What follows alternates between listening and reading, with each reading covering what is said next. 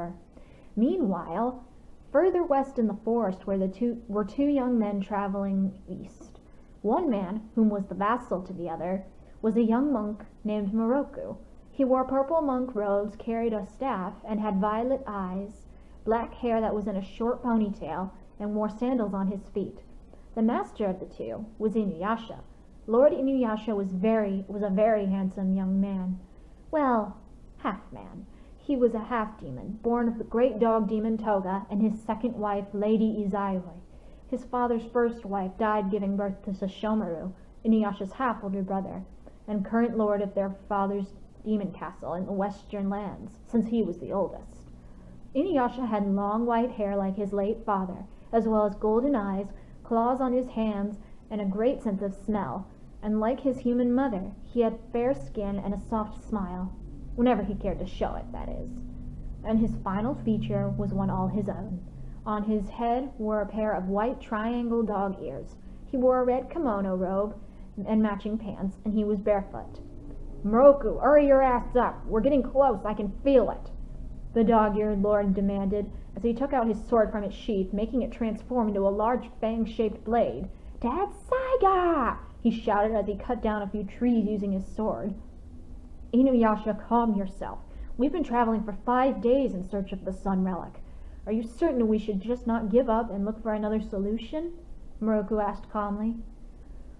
"I'm not giving up," INUYASHA yelled. "That relic is our last chance to save my mother from that deathly fever. I ain't gonna give up until I find that sun relic and use it to heal her. I lost my father in battle when I was 5. I am not losing my mother too. She's the only family I got." "But your brother, Lord Sesshomaru, and your sister-in-law, Lady Rin," Moroku started, but INUYASHA cut him off. "They don't care. No one but my mother cares about me because I'm a half-demon, and no one cares about half-demons," he exclaimed. "I care about you, my dear friend. But that's besides the point. How are you so certain this sun relic even exists?" Moroku questioned. INUYASHA stopped ahead of the monk before answering. "My mother saw it the day it came to be. It was 18 years ago. That was also the day it disappeared. I was a toddler when it happened, but she saw it come from the sun, and the sun rises in the east, so that's where the relic could be. It's the best bet we have right now. I won't give up. I will save my mother." The dog-eared lord trailed off as he continued to walk forward, putting Tetsaiga back in its sheath. "Lord INUYASHA, you have never been one to talk about your troubles to anyone other than me. But even so, you still keep much locked away. I hope one day that will change," Moroku thought to himself as he continued to follow INUYASHA. After an hour or two, INUYASHA and Moroku came across a very rocky area in the forest. "I believe we are lost, INUYASHA," Moroku said, gazing around the area. "We are not. We just have to keep going east and—" INUYASHA started, but as he tried to lay his hand on a large rock covered in vines, only to lose his balance and nearly fall through it. "A cave?" INUYASHA wondered out loud. "Oh, shall we investigate?" Moroku questioned, walking towards the cave entrance, only for INUYASHA to put his arm in front of him, blocking his path. "I smell cherry blossoms, fresh water, and rice plants. I'll check it out alone. You stay here until I get back," INUYASHA demanded as he went into the cave alone. "As you wish." Moroku sighed as he sat down on the forest floor and began to meditate quietly. INUYASHA carefully made his way through the cave, which, to his surprise, led to a rock pit where there was a temple, a rice field, a lake surrounded by blooming cherry trees, a small golden shrine with a sun on it, "The sun relic. It has to be here," the dog-man whispered to himself as he made his way towards the golden shrine, only to stop when he heard a beautiful melody being played on a mandolin. Without thinking, INUYASHA turned to follow the sweet sound from behind some large rocks leading to the lake, where the music was coming from. That's when a voice started to sing to the music. "Let me sing a lullaby as you close your eyes. And as you're drifting off to sleep, how I hope that the dreams that you find are bright." INUYASHA stopped as his ears twitched at the song. It was being sung so beautifully, but his cheeks turned red when he caught sight of who the voice was coming from. Under a bright, blooming cherry tree was a lovely young woman who looked about his age. She had long, wavy raven hair, healthy fair skin, bright brown eyes that reminded the dog-eared lord of the stars.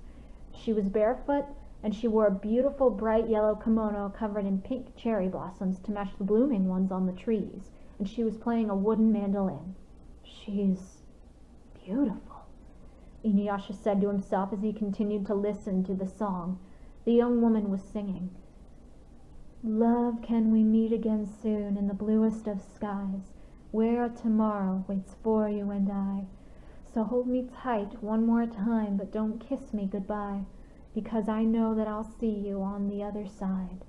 I will think of our song when the nights are too long. I'll dream of you, for that's where I belong. Love, can we meet again soon in the bluest of skies? Only in my dreams do we meet again." After the song was complete, INUYASHA noticed the sun necklace around the young woman's neck, making his eyes widen. "The sun relic, that has to be it!" his mind yelled as he put his hand on the Tetsaiga and got ready to jump out from behind the rocks, only to be hit on the back of the head and knocked out by Sango's hiraikotes. The noise behind the rocks made Kagome jump. "Sango, what's going on?" she questioned as she put down her mandolin and ran towards the scene. "Stay back, Kagome," the demon slayer demanded, but Kagome didn't listen as she gasped when she saw INUYASHA knocked out in the grass.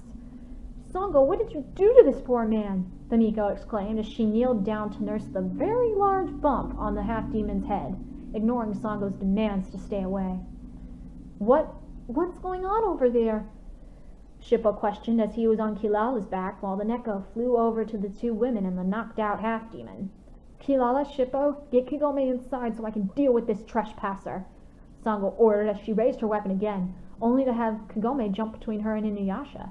"Sango, no!" the Miko shouted. "He has done nothing to hurt us. I'm sure he's just a lost traveler. You have no reason to kill him." Sango frowned. "Kagome, he was spying on you and was going to attack. That's why I knocked him out in the first place. He could be after the Sun Relic's power," the Demon Slayer warned. Kagome sighed and looked at the knocked-out half-demon and then back at Sango. "Even if that is true, he must be hungry and tired, and now, thanks to you, injured. So I'm going to take him inside the temple and tend to him, and you aren't going to stop me," the young Miko stated firmly. "Kilala, can this man please ride on your back into the temple?" Kagome asked the Neko before Sango could protest.